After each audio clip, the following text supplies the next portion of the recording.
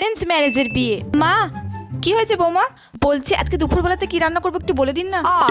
তা শোনো, আম দিয়ে টক ডাল করবা, আর শোনো ঝুরঝুরি আলু ভাজা করবা, আর ফ্রিজে দেখো গা একটু মাছ পড়ে আছে, ওইটাকে একটু আলু দিয়ে পাতলা করে ঝোল করো গা। আর শোনো শেষ পাতে একটু চাটনি একটু পাপড় ভেজে দিও, না হলে আবার আমার খোকার হয় না, বুঝেছো? এর থেকে আবার বেশি কিছু রান্না করো না, যা গরম পড়েছে এই রান্না করো। যা, এত কিছু রান্না করতে বলছি তারপরে বলছি অল্প কিছু।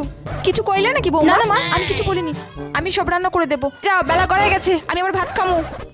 লাভ ম্যারেজের বিয়ে। কি গো বৌমা, রান্না বান্না সব শিখে তুলে দিয়ে তুমি এখানে বসে বসে মোবাইল টিপছ? বেলা গিয়ে তো সন্ধ্যা হতে চললো, কখন রান্না হবে?